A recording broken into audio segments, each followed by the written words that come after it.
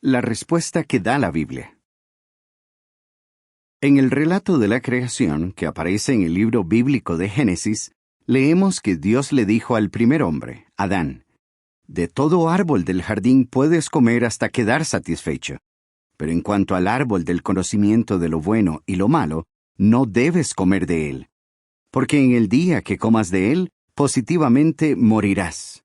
Génesis 2, 16 y 17. Este claro mandato demuestra que, si Adán hubiera obedecido a Dios, no habría muerto. Habría continuado viviendo en el jardín de Edén.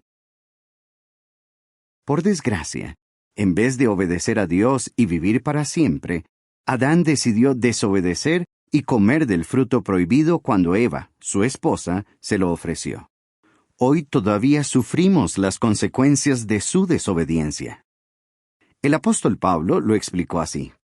Por medio de un solo hombre el pecado entró en el mundo, y la muerte mediante el pecado, y así la muerte se extendió a todos los hombres, porque todos habían pecado. Romanos 5:12. El hombre al que se hace referencia es Adán.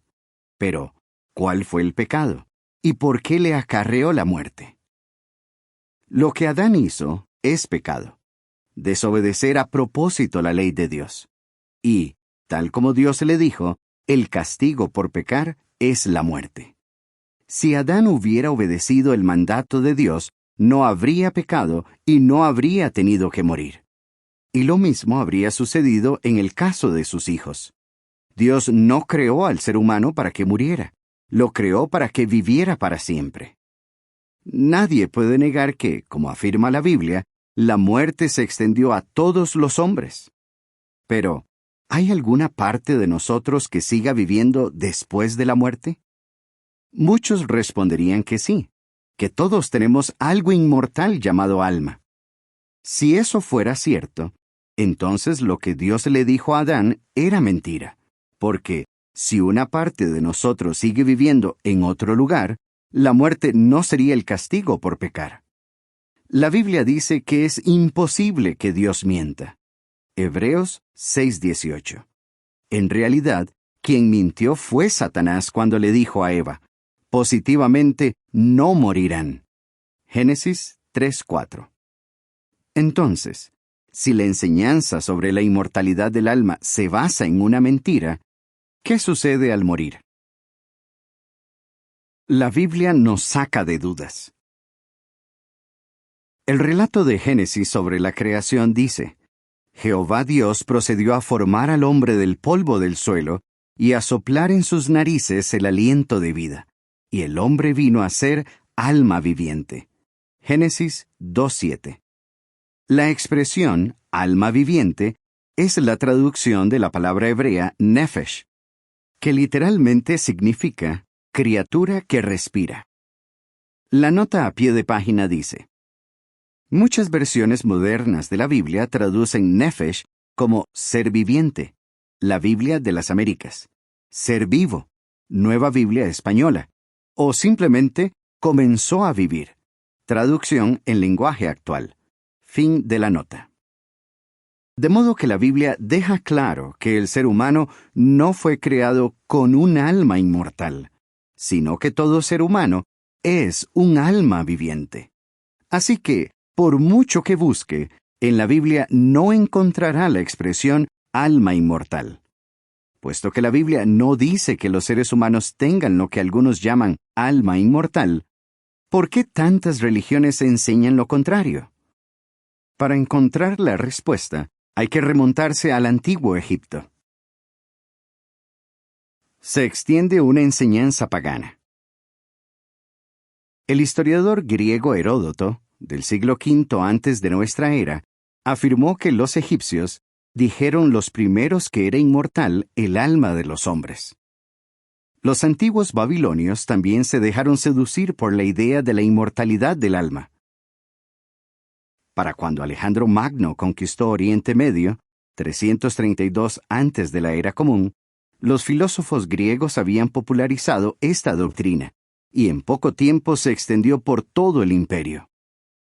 En el siglo I de nuestra era, dos importantes sectas judías Los esenios y los fariseos enseñaban que el alma sobrevive a la muerte del cuerpo. The Jewish Encyclopedia explica: la creencia de la inmortalidad del alma llegó a los judíos por el contacto con el pensamiento griego y sobre todo mediante la filosofía de Platón. Igualmente, Josefo, historiador judío del siglo I, no atribuyó esta enseñanza a las Santas Escrituras, sino a la opinión de los griegos, que él consideraba una colección de mitos y leyendas.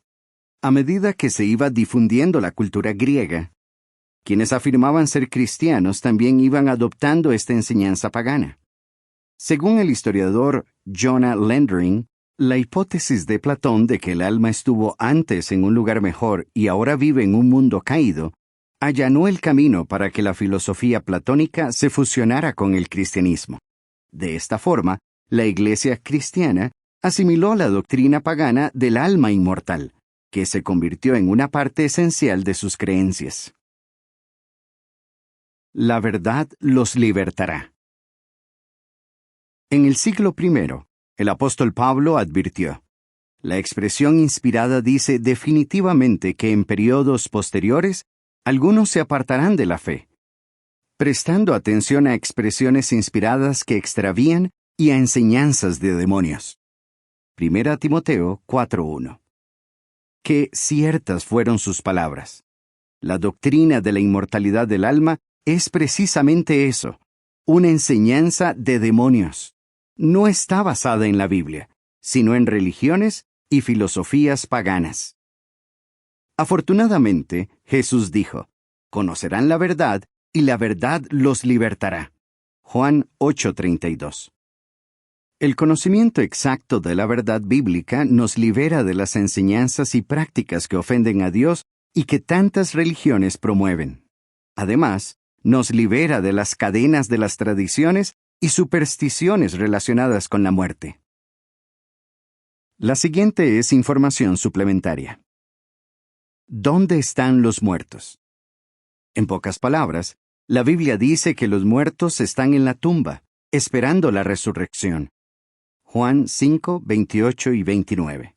No están sufriendo, ni experimentan ninguna clase de dolor, porque los muertos no tienen conciencia de nada en absoluto.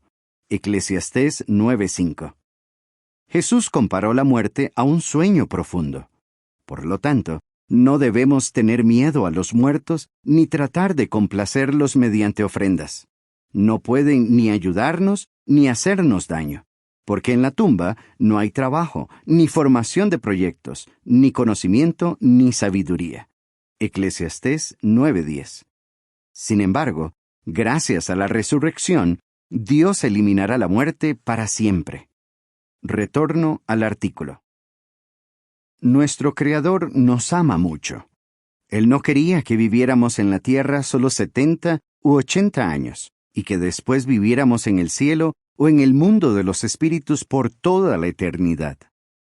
Su propósito original era que sus hijos humanos obedientes vivieran para siempre en la tierra, y ese propósito no ha cambiado. Se realizará sin falta. El rey David escribió por inspiración estas tranquilizadoras palabras: los justos mismos poseerán la tierra, y residirán para siempre sobre ella. Salmo 37:29. La siguiente es información suplementaria. ¿Podemos vivir para siempre? Hace algunos años, los científicos descubrieron unas plantas subacuáticas que, según se cree, llevan vivas miles de años. Estas plantas, quizás los seres vivos más longevos del planeta, pertenecen a la especie Posidonia oceanica, una clase de hierba que cubre grandes franjas del fondo del mar Mediterráneo entre España y Chipre. ¿Podrán vivir los seres humanos tanto tiempo?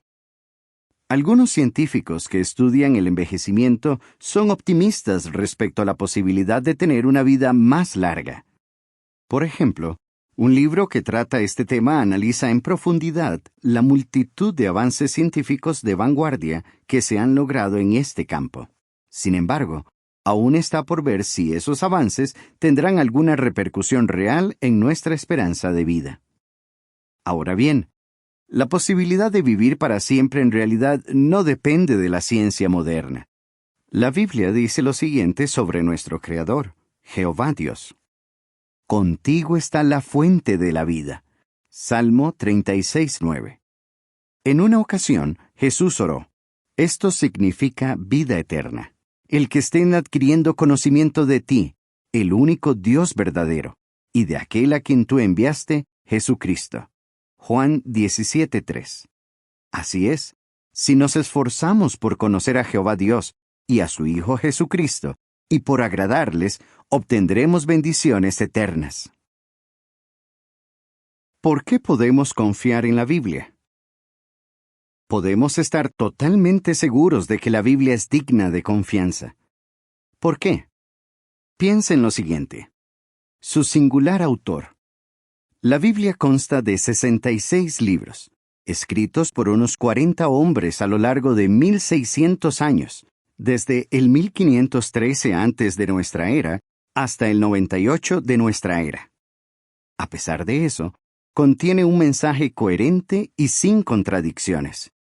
Esto es una prueba clara de que su autor es el Dios Todopoderoso, quien transmitió la información a los escritores. Su exactitud histórica. Los sucesos que se mencionan en la Biblia están en armonía con los hechos históricos. El libro A Lawyer Examines the Bible señala: a diferencia de las novelas, las leyendas y los testimonios falsos, que procuran situar lo que se relata en algún lugar distante y en una época imprecisa, la Biblia da la fecha y el lugar de los sucesos con la máxima precisión. Su exactitud científica. La Biblia no es un libro de ciencia, pero cuando habla de ciencia, lo hace con una exactitud muy adelantada a su época. Por ejemplo, en los capítulos 13 y 14 de Levítico, encontramos las leyes que se les dieron a los israelitas sobre la higiene y la cuarentena, mucho antes de que se descubrieran los gérmenes y las formas de contagio. La Biblia dice que la Tierra es redonda y que flota en el espacio, hechos que la ciencia tardó siglos en descubrir. Estos son solo algunos de los ejemplos que confirman la siguiente afirmación de la Biblia sobre sí misma. Toda escritura es inspirada de Dios y provechosa para enseñar, para censurar, para rectificar las cosas. Segunda a Timoteo 3:16. Si deseas saber más sobre lo que dice la Biblia respecto a la vida y la muerte, vea el capítulo 6 del libro ¿Qué enseña realmente la Biblia?, editado por los Testigos de Jehová. Puede descargarlo gratis en nuestro sitio de internet jw.org. Fin del artículo.